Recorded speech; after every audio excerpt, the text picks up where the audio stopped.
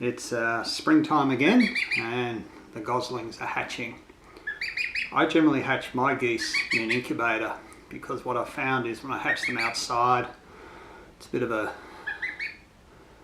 a shit show out there. The geese laying in each other's nests, and when the youngsters hatch out, the parents squash their babies sometimes and they fight. And I've got a couple of Maremma dogs that live in the goose pen, and they like to carry the eggs around in their mouth. I don't know why. They take them out of the nests and carry them all around the goose pen. So what I've learnt to do is take the eggs off the parents, even if they've sat on them maybe just for a week or so, and I'll bring them inside and put them in an incubator. One of the problems I've found with incubating goslings is, not all the time, but often enough you can get splayed legs in the birds. I haven't really seen anyone speak about the solution for this. It's something I've had a few times with youngsters, like day old, like I think this guy's 2 or 3 days old now, and even older birds are kind of like maybe 5-6 weeks. The cause, certainly in the younger birds, is that when they hatch, if you think when they hatch in the nest with their parents under the goose, they're in a tight, constrained environment. So when they come out of the egg, they are already, I believe, accustomed, because they're in their egg, they're very tight, they're packed in, and mentally they want to keep that state, much as the same as human babies. When human babies are born, they like to be rugged up quite tightly, because obviously it reminds them of being in the uterus, and also it's probably an evolutionary survival mechanism, both for the gosling and for human babies, that I know if they're tight and packed in, they're going to conserve body heat, and that increases their ability to survive. So yeah, they're in the nest, they jam up against their mother's fluff and feathers and the other goslings and the eggshells, and they can jam their legs in there too, and that keeps everything packed in tight. What can happen when you hatch them in the incubator, or when they're in the brooder, if they're on anything like a smooth surface, never put them on newspaper or things like that, their legs will splay out. And this can happen very quickly. In maybe just a couple of hours, you'll come out and the bird, his leg will be out. Now this guy doesn't have splayed legs, but he's volunteered to take a hit for the team and come in and do a demonstration of how to splint the legs. So if a bird had a splayed legs, his leg would be out kind of like that, off to the side, and he can't stand up. So what you need to do is put his leg into a position like it'd normally be and let it stay there maybe for a day or two. It doesn't take long, and the ligaments and muscle tissue start to tighten up, and he'll be okay. And this works, okay? So sometimes you might see a bird with a splayed leg and think, man, this thing, I'm going to have to knock him on the head. He's not going to make it, but you don't need to. You can fix it. So in order to fix it, all you need is a bit of tape. I use like electrician's tape, pretty easy. You could probably just use a bit of whatever you had, sticky tape if you had to, or surgical tape. That might be even better, a bit easier to get off. And a pair of scissors and your patient. So I usually just, don't you run away, just stay there. And I usually just get a tape, peel it off something like about that long. You know, this isn't brain surgery, so don't worry too much. And then get your bird, flip him over on the back. This might be, if you're not used to handling goslings, it could be a 2-man job. But get somebody to help you if you do. What I try and do is put the tape so the sticky side is facing away from the bird's belly. That way the tape won't stick onto his fluff, which is not the end of the world. You're just going to pull a bit of fluff off when you take the tape off him. And I put the tape like that. And then I try and get his legs, which will be, as you see, it's a bit of a, there's definitely help if you've got somebody. Normally I just jam in between my legs, but for the sake of the video, I want to have it so you can see what I'm doing. Don't start, bird. So anyway, just put that around like that. So this one will just go right around there. So we've got that in secured. And then put this, and you're going to make this hard, aren't you? You're a little recalcitrant. Get out there. Stop that.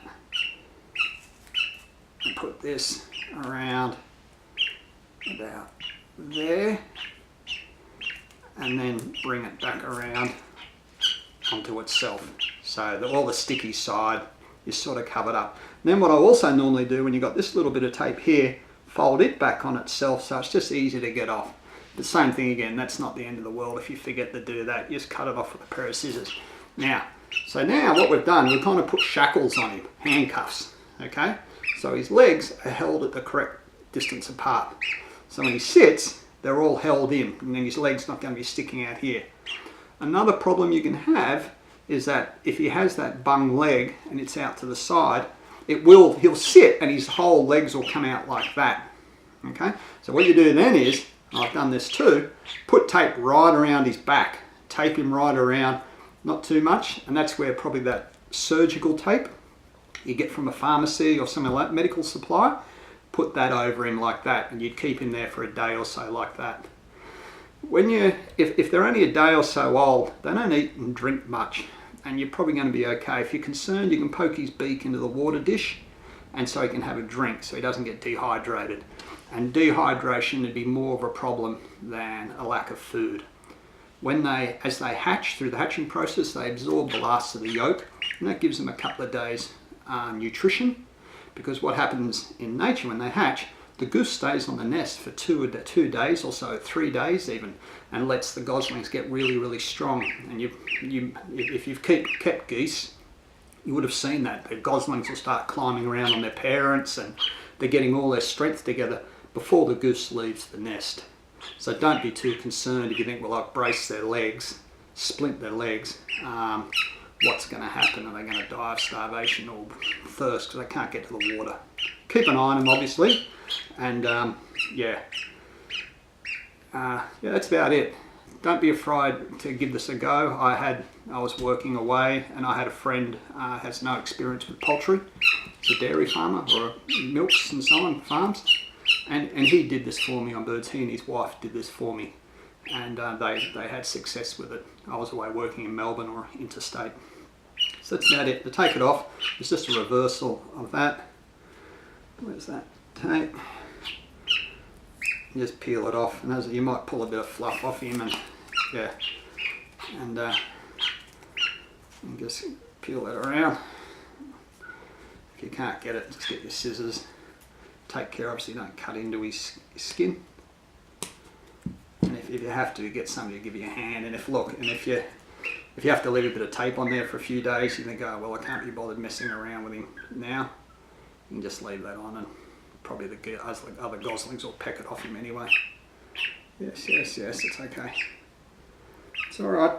You'll be alright. Be cool. Good little bird. Good little guy. There you go. That's about it.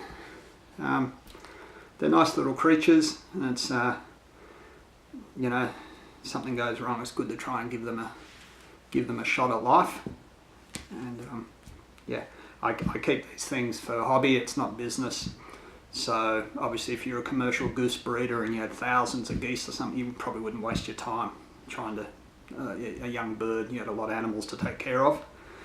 But when it's a hobby like this, as it is probably for you, you know, that's, if you can give the little guys a bit of a leg up, give them a chop out, it's a good thing to do.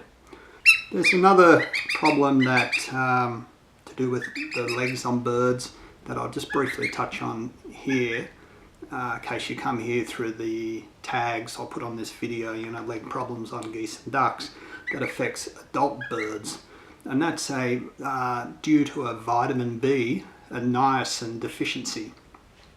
What will happen is, if you have to say you have a large flock of ducks, or you have to chase your birds to catch them, or maybe a dog chases them, something like that, and the birds will get like a paralysis in their legs, they'll just collapse and they can't walk.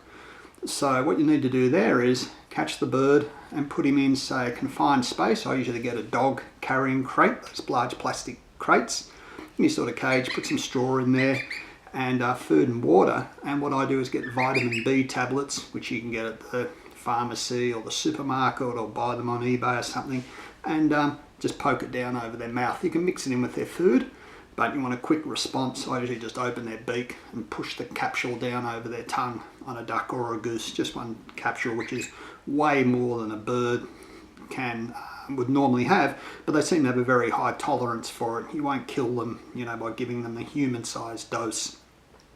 Vitamin B normally comes in mollusks, worms, insects that birds would normally eat when they're out foraging. But if you've only got them on grain, or maybe geese just on grass, and they're not getting a lot of other little things to eat, that can happen to them. So I just mentioned that in case you've got a situation right now and you're wondering, my bird, my duck or my goose has got paralysed legs, what can I do?